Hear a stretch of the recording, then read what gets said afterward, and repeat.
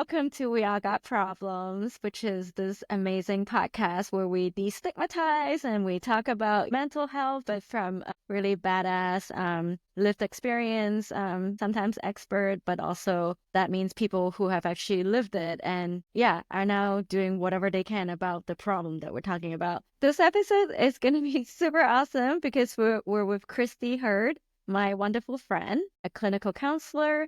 And she's going to give us a little bit of an idea of why she's so special. My name's Kristy. I'm a queer ADHD practitioner. I'm working in rural Manitoba, and I primarily work with neurodivergence, largely people with ADHD, autism, schizophrenia, bipolar disorder, all of the alternative neurotypes. And that's what I spend all of my caseload and clinician time doing.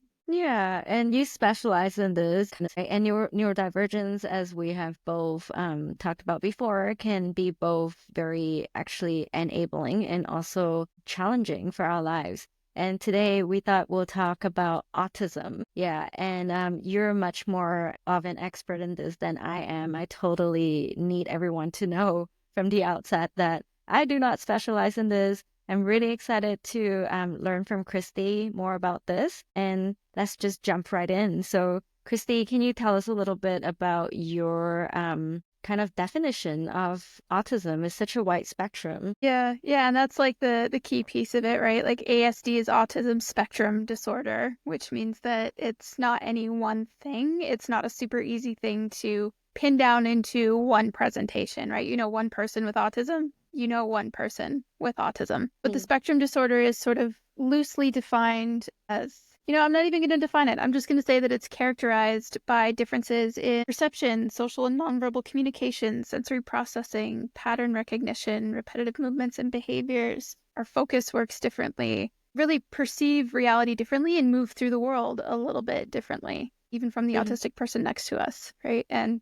so that's where society really isn't built for us, because there's one way of doing society, right? And we have hundreds of ways of doing autism. Right, exactly. So when you say you're sharing with us that you have personal experience with this, can you tell us a little bit about how you realize that autism is kind of part of your experience? And also, in this really wide spectrum for yourself, what does that mean? So I'm ADHD, which means I have ADHD and autism, which changes the presentation a little bit because you've got both and they're sort of fighting in the middle, which is always a fun time occasionally. The autism piece came in for me later because it was so foundational to my understanding of the world that it was never something that I recognized as being a part of what I was working with. My ADHD was diagnosed because I was doing my master's and all of my coping mechanisms reached their threshold and fell apart, and I had to figure out how to put my life back together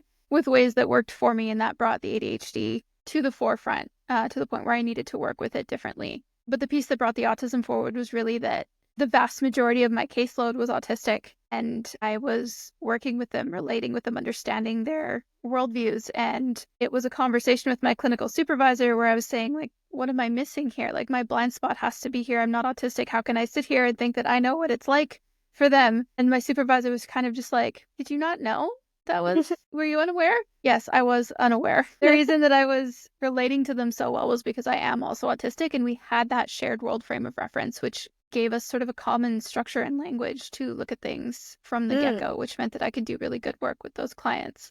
Can you give me some examples of what you noticed happening for your clients that you recognized was also happening for you? Yeah, I mean, the feeling of being alien pretending to be human is a really common sort of thread that we feel when we sort of show up differently and we're not sure why. I think largely kind of like not belonging, kind of feeling like different. Okay. Yeah, and having to sort of self-monitor and learn to do everything the way other people do it, and feeling like everybody else got an instruction manual and the rules and a tutorial, and you got nothing, and you're in the middle of the game already, and you have negative points for some reason, and nobody else likes the way that you play, and you're not on any team, and it's just really awkward and uncomfortable and takes a lot of energy, and it's draining. And that's largely because society is not built for us, not because autistics don't feel human, right? We end up feeling less human because we're taught that that's not the way that it is, right? And so that's a common thread of, discomfort, insecurity, core What does beliefs. society do that is not built for autism, for example? I mean, like a big one is that our sensory sensitivities are, well, they're highly sensitive and no one makes space for that, right? Neurotypical society is loud and crowded and everybody's touching other people all the time for no reason. There's just a lot going on all of the time. And it's not super hard to make things more comfortable from a sensory standpoint, but it does change things down to the architectural level. Like there are, architects and interior designers that specialize in making spaces that are more sensory comfortable, right? And it comes down to the Mm-hmm. colors you use and how much stuff you put in every room and sound dampening and what the lights can do and having dimmers and things. And it changes it on a structural level because in neurotypical society, it's the lights are on and bright or they're not and it's dark. And that's the two choices you get. It's not really considered polite to wear headphones everywhere, right? I mean, you see everybody out on the streets wearing headphones now, and everybody's doing that, and that's great because we love that for us. But when you're in sort of a social context, or you're at work, or anywhere else like that, it's considered rude, and you're supposed to have them off and listening to everybody all the time in case somebody needs you. And that's one example of where it can be harder. There's Right. also, So almost like there's that expectation to have the same amount of sensitivity or insensitivity as, mhm, neurotypicals. Yeah. And it actually hurts, like you said, when you're seeing something that's completely just way overstimulating or hearing something that to so-called neurotypicals is comfortable or bearable, but is actually quite painful for a person with autism. yeah, it's like Mm. neurotypicals have their general threshold of where their perception of reality and sensory processing is at.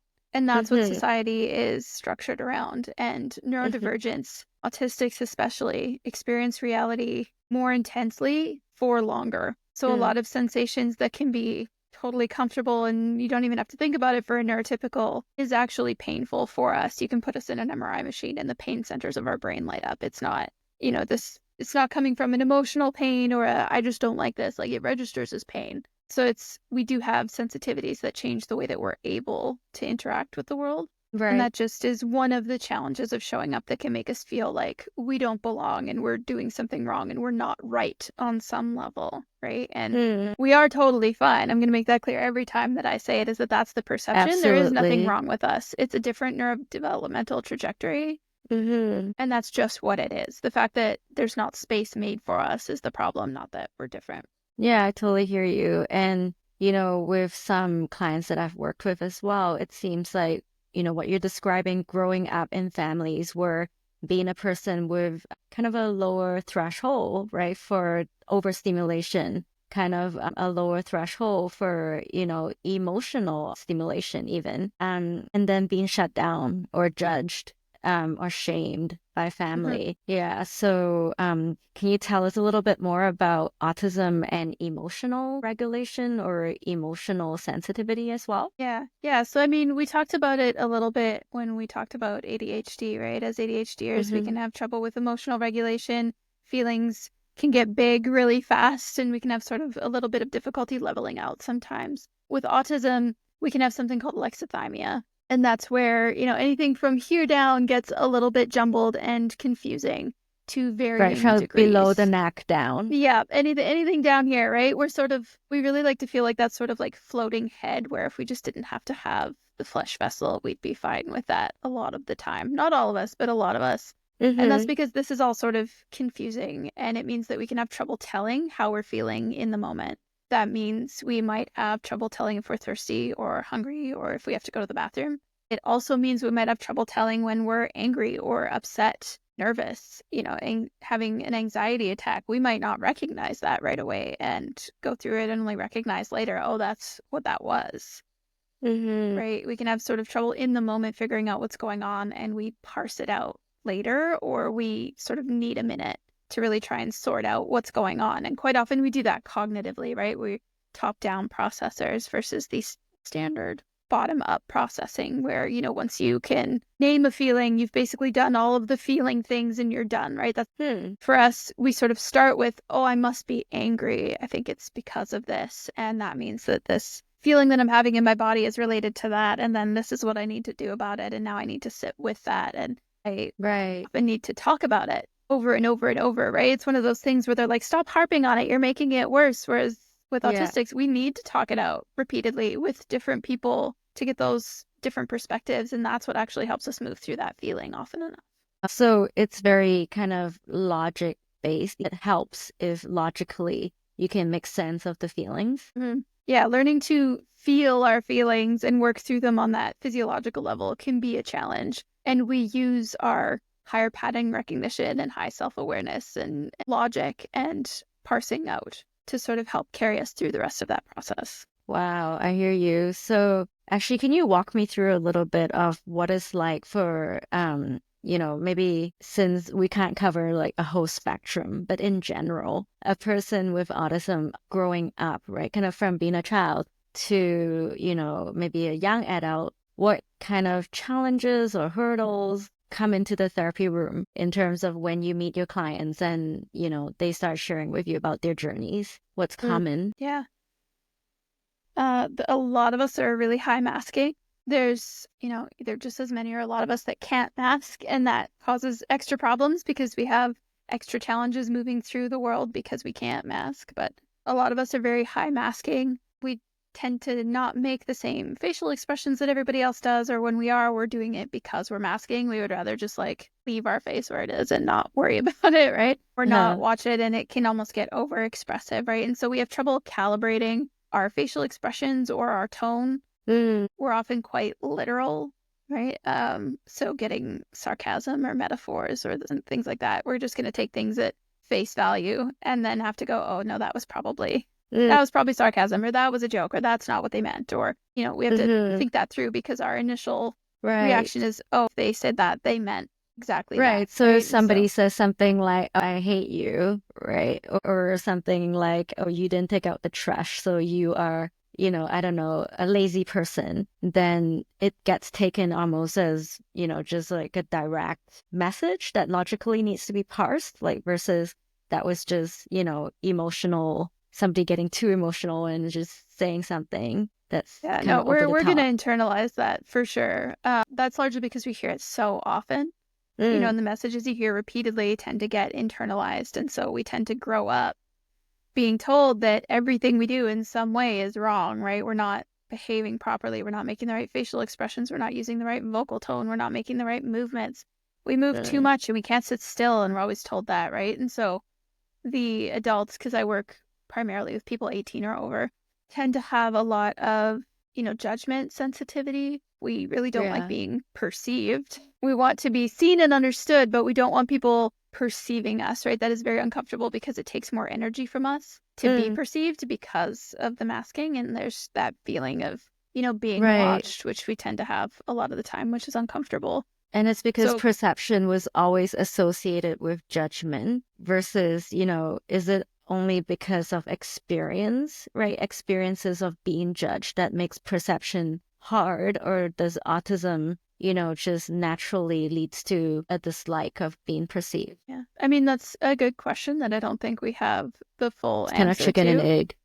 Yeah, I mean, some of us for sure like being perceived in certain ways, right? In theater or whatever. Mm, Whether it's because we're taught that perception isn't safe, so it feels threatening, or mm, because we are generally more comfortable just not being perceived and communicating in mm, other ways.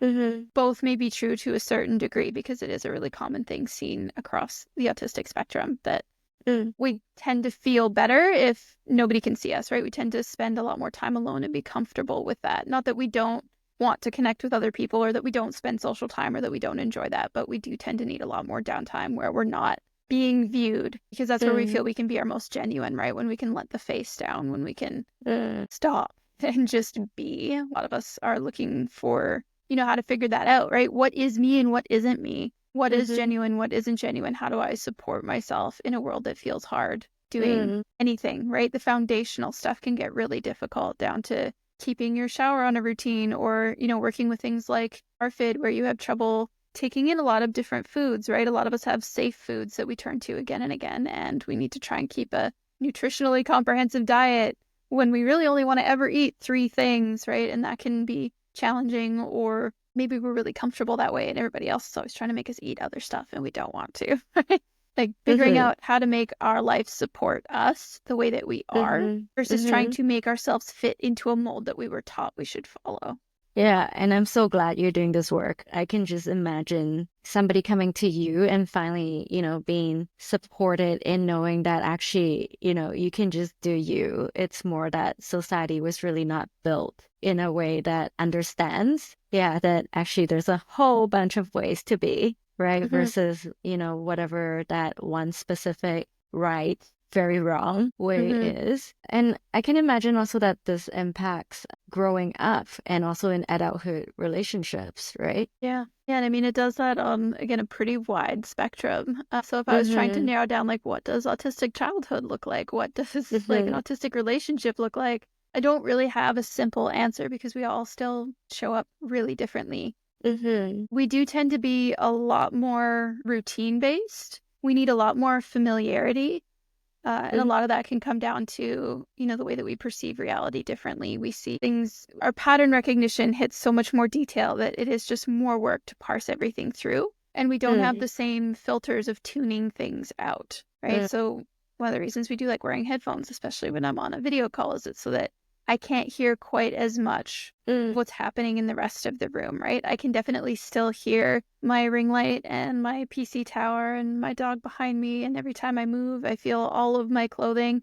I feel all of my clothing Mm-hmm. even if I'm not moving, right? And then that Mm-hmm. extra movement like does more, right? We're always aware of everything, which takes a lot Mm-hmm. more energy. And so the more familiar a space is, the more comfortable we are navigating it because it reduces the cognitive load. And we Mm-hmm. know how to exist in that space comfortably because we've learned to work around it, right? We wear certain clothes. We like things to be in the same spot. Right. We want to know the expectations of what's going to happen, when it's going to happen, what that's going to look like so that we can mentally prepare and be able to navigate that. And so the way that Right. shows up in relationships is we might feel, that that's set in their ways, right? We're pretty strict or, in extreme cases, we might come across as a little controlling because we're just fighting to control our environment and we don't like when things are changing. And so we resist shifts and changes. And so learning to navigate change and to make sure that everybody in a relationship is comfortable versus just the autistic person is a lot of where the challenges come up, where we're learning to navigate our own anxiety and our own discomfort with unfamiliarity or unpredictability with another autistic person that has different routines than we do, or an ADHDer that is incredibly spontaneous and we don't understand how they move through the world like that. Or even, neurotypicals where they have those, societal expectations of what it looks like, but they have give there, and we generally don't have quite as much give, right? We have Mm. some cognitive rigidity, we have some attachment to familiarity and routine. So we don't navigate change well, and that can bring up challenges in relationships. I can hear that, but I also hear how it feels safe, like the right choices actually, right? For somebody who has autism. If you know what works for you, why not? And it's more that knowing what works for you and then adapting that with somebody if you're in, a significant relationship, right? And or even with family, that kind of, like you said, I think that's so interesting and so nuanced because how does a person who needs things a very specific way, really just for safety and comfort and wellness and, functioning, right? How does that have to yield or how do you compromise? Do you have to compromise?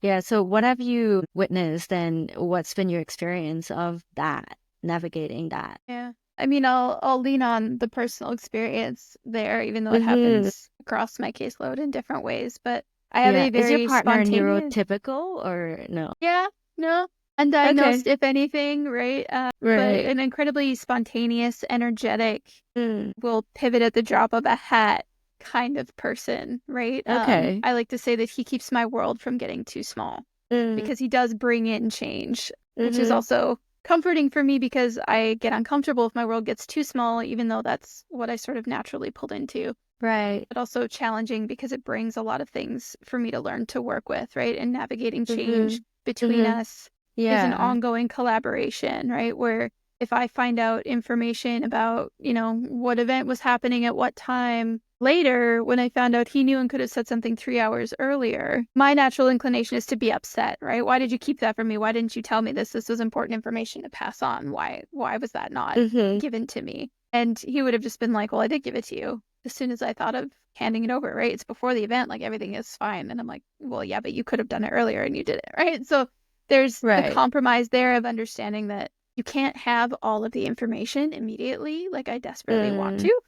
People will share information as it feels relevant to their own cognitive processes, right? And then on his side, he learns to know, okay, I can't just say half hour from now, let's go like do this random thing. We got to plan the day a little bit, right? And build in some flexibility there, but maybe give me a few minutes if you're changing something to let me sit with that and let it sink in because it's hard. And if you just throw me into it, I'm going to get really uncomfortable and maybe irritable and upset, right? Because it's hard to navigate, right? And so on my end, I'm working on putting some flex in my cognitive rigidity and working on finding ways to be comfortable in things that are uncomfortable. And he's working on making things more predictable and more routine and more voicing more of his expectations for something so that I have a structure to function on. So we both work against our natural inclinations a little bit, and we both help each other lean into our own natural inclinations. So when that has to go one way or the other, sort of depend on who needs more support in that moment. Wow, that's Often enough, beautiful, I'm the one actually. that needs more support, but it does go both ways, right? As autistics, we have real strengths in, almost predicting what's going to happen. We have seen 18 different ways this thing can go, and we have a plan for every single one of them. So if a change throws off someone that hadn't thought about all of those, we already have the answer, and we are already going and comfortable because we were ready for this. We thought about it. That's why we need the time. We are planning out how to handle every eventuality. And so sometimes other people need more support when something changes and they don't know how to deal with it. They don't know what the next step is, right? And we do. We mapped it out. We are planners. We are preparers. We have that ability to see, right? And quite often we can also give people support by saying, like, did you think about these other possibilities of how this could go for you when you're thinking about how you want to show up to this thing?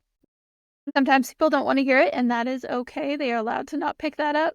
Sometimes they really do, and it helps them prepare differently, right? Like putting an umbrella in your backpack style thing with any kind of eventuality. I really love this. Like, I'm just hearing such a beautiful and successful, right? And I know nothing is 100%, but, a way of love, showing love to each other. I love that you called it a collaboration, right? I love that you're both expanding each other's comfort zones. Yeah. And I also love that, you led us into, what are the superpowers, right, of autism. I love that you are the person with the plan. You're the person who has seen, the 18,000 eventualities, right, and can have that filing system, that ability, like to call it up and to go, actually, this might be the best choice.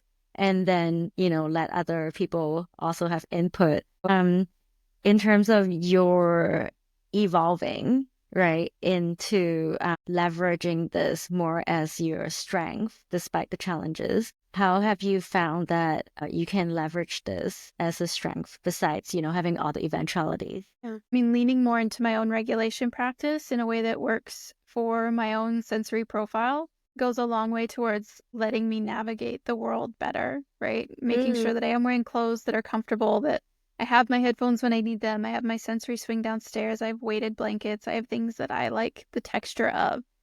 I remove things that I do not like the texture of. We have, for example, very specific cutlery in our house, and I can only use one Describe type it. of spoon. What other? Sometimes I can't use metal cutlery at all. And I'm just like drinking out of a bowl or I'm using chopsticks because I can taste the metal and it ruins the taste of my food. And I can smell the spoon from like before I smell the soup, and like I don't want that all the time. Sometimes it's fine with it. It's maybe depends on the food, maybe depends on the day, but the spoon itself has to be pretty rounded and it has to have a certain level of concavity to it.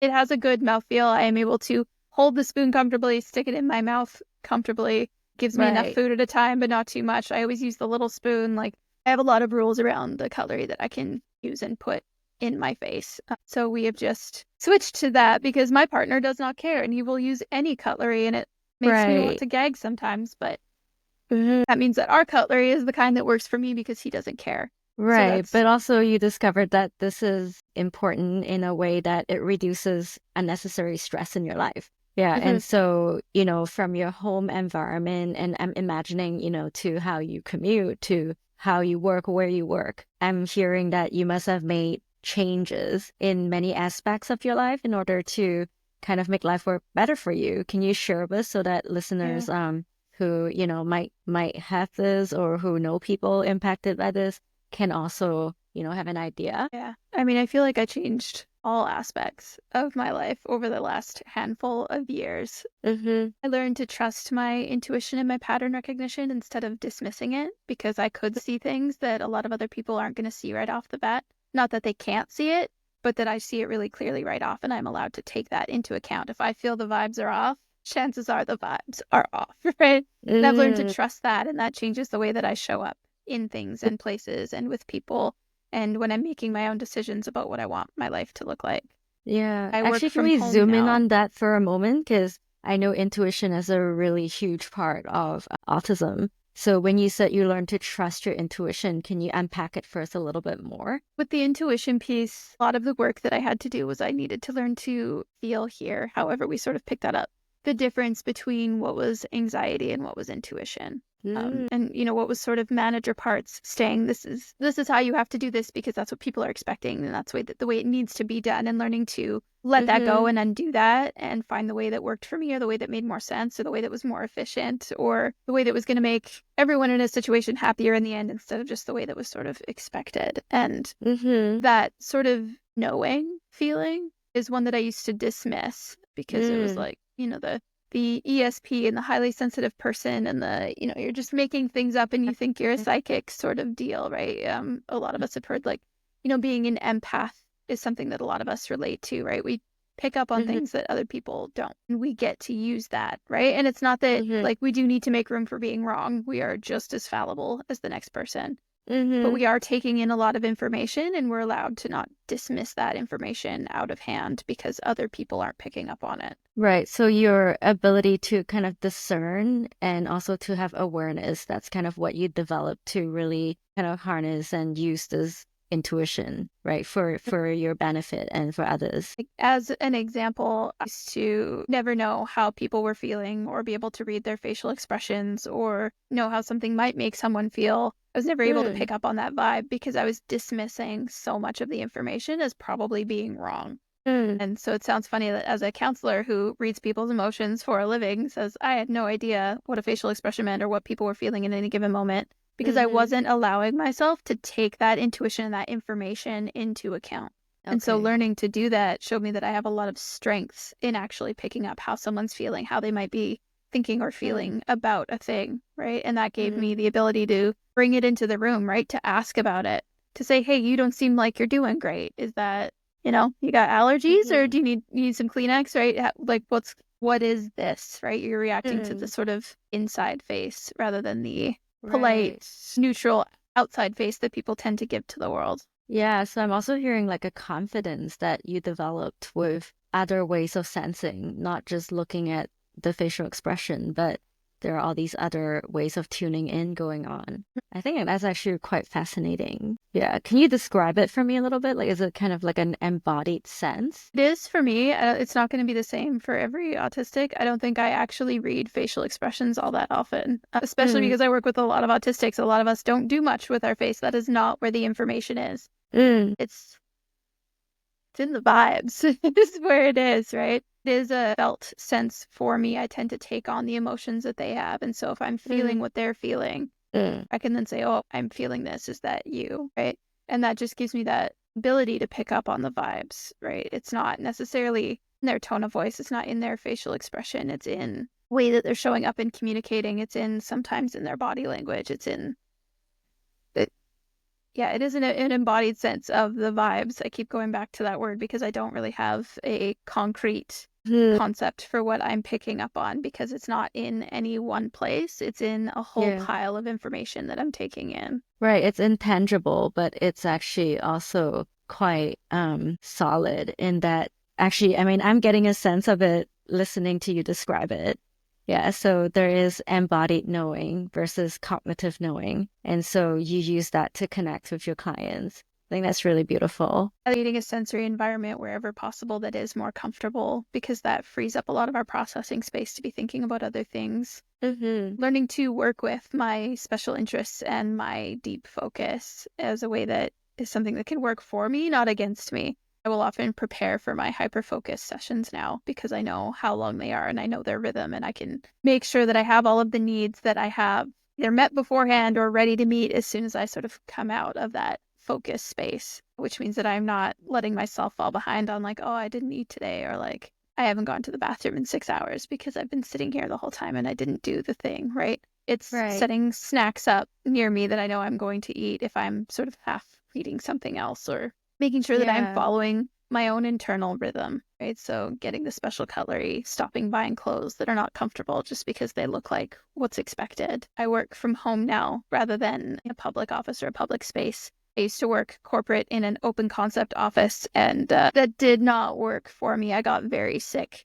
The constant overstimulation of hearing and feeling and seeing and doing Mm-hmm. and having everything all at Yeah. once. And I think I got to witness a little bit of that when we were classmates and you were still kind of coming out of being impacted by being in a world, right, that was not built for you, that was making you sick to now, right? Now I know that, you go hiking and you're feeling kind of the best that you've ever felt. That's really Yeah. amazing. Yeah, it definitely changed my physical capability to actually create spaces where I was able to regulate. Our nervous system is integrated with everything. Our Mm-hmm. muscles, our organs, our immune system, our cognitive ability, everything, right? So when we're dysregulated and we're dysregulated intensely enough for long enough, we can end up physically disabled. It will take us out.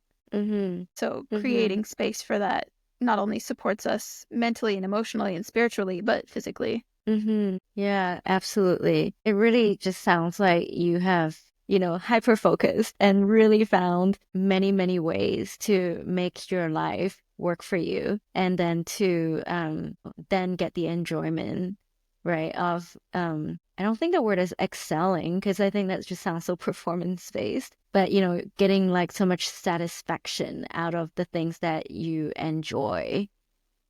Yeah, Yeah, that's it's the amazing. survive to thrive pipeline that we're all looking for, right? Mm. When you're coming out of like burnout, you don't want to survive, you want to thrive, right? It's the same thing. It's just what allows me to thrive is a little bit different from what would let the person next to me thrive. Absolutely. And owning, where you are and then what you need, right? And then even asking for those needs or meeting them yourself. I think that's pretty huge. With autism, does it make it harder to ask for help, or how does that impact relationally that way? Yeah. That's a piece where I think our conditioning throughout our lives plays a pretty big part. It is hard for a lot of us to ask for help because we're not sure where the line is between it's acceptable to need help with this and it's not, right? People just expect you to be able to do certain things. And quite often we can do really hard things and really complex things and really involved things. And then we can't do some of the simple stuff, right? Like maybe drive or touch certain textures or keep ourselves on a decent eating schedule or keep our homes clean, right? On some kind of, I have a routine, I have a system now that works a lot better, but just trying Mm-hmm. to just whatever needs done, you do it. Makes no sense to me. That's not how it works. Things need to be done in a certain order during certain times of the week in certain types of like cluster groups, because otherwise you're messing up what you're doing with one thing by doing the other. And it just, until I put that system in and made room for that in my schedule, that wasn't Mm-hmm. something I could keep up with, right? And like doing Mm. the dishes, hate it, hate it, hate it. A lot of Um, my family and friends will Boring? just do Like, the dishes. yeah, why Boring. sensory? It's gross. You have to touch the food that other people were eating, and it was on the Mm. plate, and there's smells of not just the soap and water, but also like whatever foods are happening, and there's the rings Right. inside the cups, and things are slimy, and things are crusty, and I don't That like does it. And even sound if I wear really rubber bad. gloves to do it, which makes it a lot easier when I do have to do it, I still don't Mm-hmm. like the feeling of my hands being inside the rubber gloves. That's a texture I'm not a Mm. big fan of, and then your hands get sweaty, and then that's rubbing against the inside of the glove. It's just not a good time for me. No, It is I very agree with you. stressful. It sounds horrible. We have a dishwasher. We got one specifically so that I was not having to try to hand wash all of my dishes all the time. Mm-hmm. And friends and loved ones tend to just do the dishes for me. I will make them food, I will host, I will do a lot of other different things for them, and one of the things that people can do for me that I struggle with is they will just do the dishes, I love right? And that that. makes my life a lot easier, and they don't mind doing it, and they get food. Like, I think Right. it's a golden exchange, and I'm like, yeah, absolutely. I am getting the better half of this deal. Oh, I love it. That also leads to community. So, you were saying that, of course, it's nourishing or needed even, right, to spend time alone. But in terms of community and autism, what have you learned works, for you and maybe for others? Yeah. I mean, finding your community and finding the people you vibe with is important. My learning to unmask, which is ongoing project, and it's not an on or off situation. It's what aspects serve in what way and which aspects of it are genuine and which ones aren't. And Hmm. it's a mess to find the edges of the mask and to learn what's underneath it. And I found that the mask that I was sort of identifying with as my sense of identity, as like who I was a mask. It was one aspect of myself. And so learning to pan back from that and find other aspects and figure out who I am beyond the ways that I tend to show up in certain circumstances really also changed the way that I interacted with other people. I found that I had a hard time having more than just a one-on-one relationship with someone, which a lot of autistics do because too many people in a room is overstimulating to begin with, right? But when we're working on socializing with someone, you can go deeper and it's more comfortable to have one person at a time. Hmm. But I also had trouble figuring out how to be the same person across that spectrum. I was a different person with every Mm. friend. And so if they all got together, I had no idea who to be or how to be that. And it was uncomfortable. And it kept me from being genuine with a lot of people and actually feeling close and being able to ask for and accept support or express when I was uncomfortable because my mask was the chill one that always understood what everybody else was going through. And so if I was upset, I understand well enough yet. So I can't say I'm upset. I need to just wait it out or deal with it myself, right? Don't be a burden on other people, which is a really common thing that I think a lot of neurodivergents in general tend to stick with. And so Hmm. learning to take some or all of the mask off at different times and learning what is mask and what isn't mask changed the way I was able to show up in a lot of my friendships and relationships. Wow. And so, I think this is so huge, and so many people will resonate with this in terms of, showing up differently because of that masking and the people pleasing that, becomes an innate part of survival and belonging. And you said that, for you, you discerned better how to accept yourself and to bring more parts of yourself to different relationships. Can you explain to me a little bit more what you meant? How did you make that work differently? Yeah. Yeah, we're sitting on the existential vacuum edge right now, right? Like it's before it gets super abstract. When you're doing any kind of identity work, it just gets Mm. weird really fast. But it's figuring out what's under the mask, right? What shape am I when I have not poured myself into a particular container, right? And not trying to choose the container that I'm going to pour into before I've experienced a thing, right? The event, the person, the whatever. Mm-hmm. Allowing myself to spill over, right? To express discomfort when I feel it and to express enthusiasm when I feel it, even if it's about things that nobody else cares about, right? And also that nobody else cares about something that we have taught ourselves, right? A lot of the time, other people do care. They might not be as interested in the thing as you are. They're interested in you, right? And friends love seeing friends lit up about the things that Mm. they enjoy. And so being, right? Embodying, having that felt sense of I'm filling out my skin and I am allowing myself to be what feels good and what feels right in the moment rather than trying to align myself with one set of expectations that I've set for the way that I need to be and behave. That's amazing. That really is amazing. I can literally kind of sense that embodiment you're describing of filling out your skin and kind of feeling like I don't need to pour myself into all these different jars now. Almost like taking a moment to really get to know. And like you said, identity, yes, it changes. But right, being comfortable with yourself in that moment and allowing that to be how you interact with authenticity, and that sounds like it's really made a difference in terms of how you relate to others, but also to yourself, I imagine. Mm. Yeah, probably more with how I Amazing. relate to myself than with anyone else, but Uh-huh. it still has that impact kind of across the board. And I want to just be super clear that that is really hard work. I'm talking about the like progress that I've made in that area and the way that it's benefited me, but that other people are doing that work and they're struggling because it's hard. There's been more than one meltdown. There's been more than one experiment. There's been more than one thing where you try it and it turns out that that doesn't feel good and you got to figure it out later. Like, is hard work, and that doesn't mean that you're doing it wrong. I agree. That's so important to point out. Is not that, you go magically from, suffering to, oh, now there are zero problems, but it's more that it's worthwhile hard work to reclaim yourself, right? And to feel kind of happy with who you are. And I'm hearing that, a lot of this hard work is allowing yourself to be you. Right, which is so interesting that, somehow myself included, right, we come into the world and we learn all these ways to not be ourselves. And then eventually the ultimate kind of healing really comes from owning that you can be you and I can be me and we can be all of us, right? And that there's so much beauty in that versus, any of that other stuff that doesn't really work. Amazing. I'm so amazed at how you have found ways. And I know that, it's like a huge endeavor, right? This journey that you're sharing with us. And then also about, how this is a spectrum, right? And we haven't really contexted that so well yet in terms of having time for that. So do you want to share with us a little bit about what you mean by this being a spectrum? Yeah, and I think that's a good way to sort of conceptualize just how many different ways we can show up and experience the world as autistics. And I think the initial instinct when you hear spectrum is like a little bit to a lot, right? A little bit autistic to a lot autistic. And that's really not what we mean by spectrum. We mean that there is a wide range of combinations of aspects of the way that we show up and the different ways that we have developed neurodevelopmentally.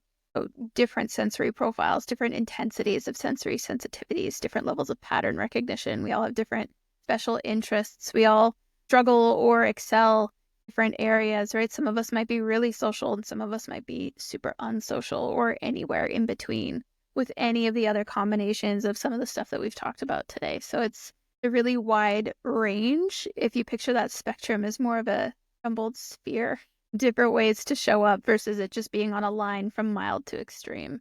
Yeah, that actually makes so much sense, right? That it's a sphere and you could be anywhere within this. And also, because psychology, Western psychology, loves to make everything into like a DSM label, right? Mhm.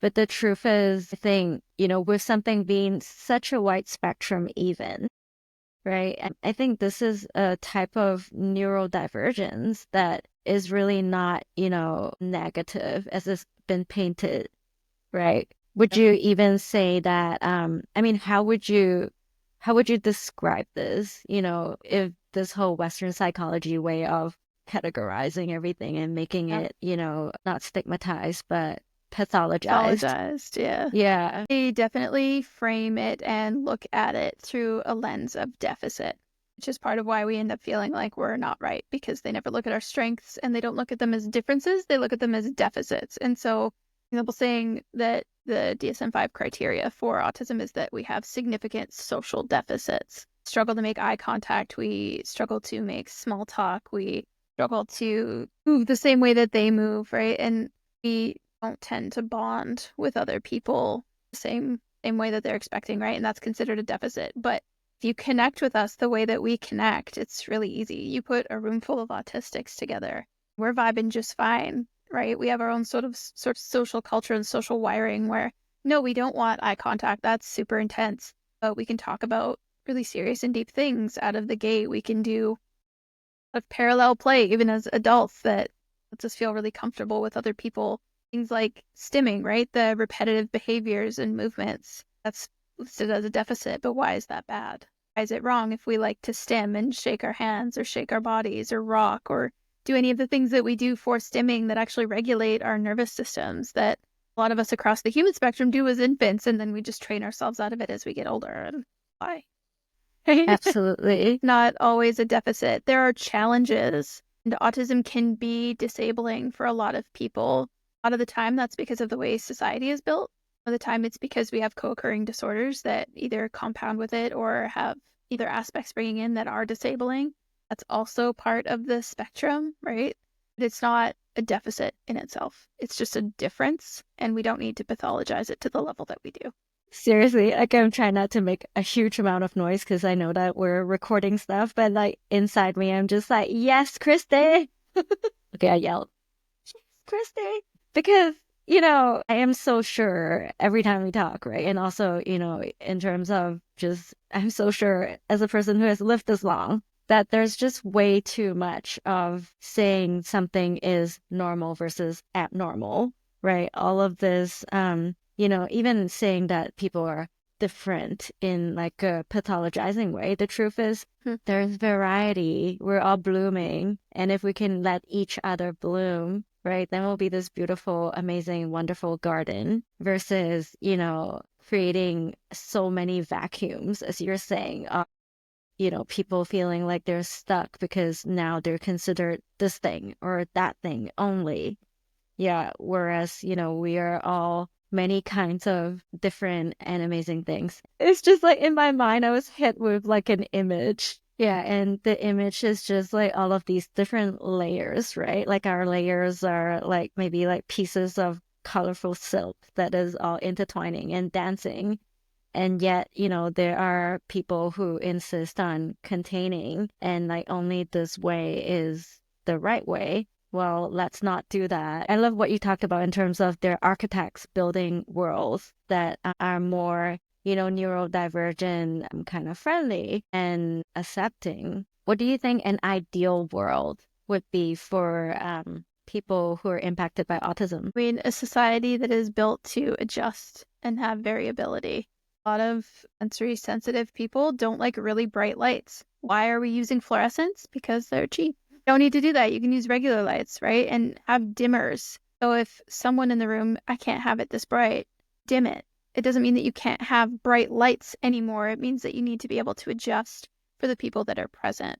Right? Being able to turn the speakers down in a big room, right? Having the Autistics set up to where it can noise cancel or have better acoustics if there's like a band or whatever, right? Being able to adjust and having that foundational ability to be adaptable in general spaces make a I huge really love difference that that. would, and it would benefit neurotypicals as much as it benefits neurodivergence, right?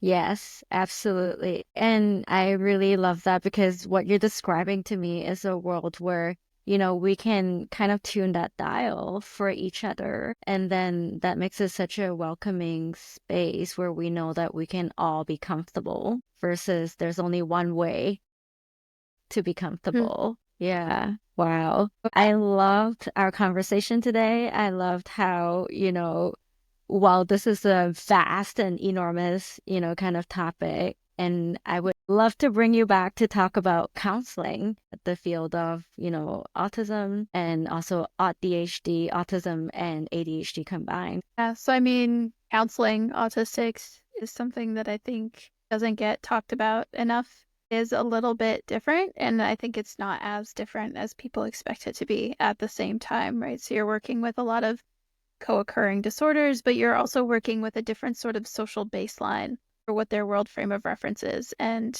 being able to sit in that space is an important part towards making that person feel like they can share, but also towards treating them like a person rather than a set of deficits or pathologies. Absolutely. I think what I'm really getting from our conversation today is that, let's stop looking at these so-called conditions as deficiencies, right? Let's look at how we can come together to make the world more comfortable, whether it's in the external world or inside ourselves, in our own bodies. Yeah. And also to trust our intuition a whole lot. Yeah. Yeah. Um, Maybe I'll get you to do the outro to say bye to everyone. In true autistic fashion, I'm a fan of the Irish goodbye, but if I gotta do the outro, we're done, we did it. Okay, we're finished. Bye. Is that an Irish goodbye? An Irish goodbye is when you leave without telling anybody. You just go. You're just done. You just walk away. Is that a autism thing? No, I don't know where the term Irish goodbye even started, but I think a lot of us just tend to skip a lot of the social niceties or procedures around things. It's just, I'm done talking now, so we're finished. Love it. Love it. Yep, we're done now. Thanks everybody for listening. We'll see you next time. Bye.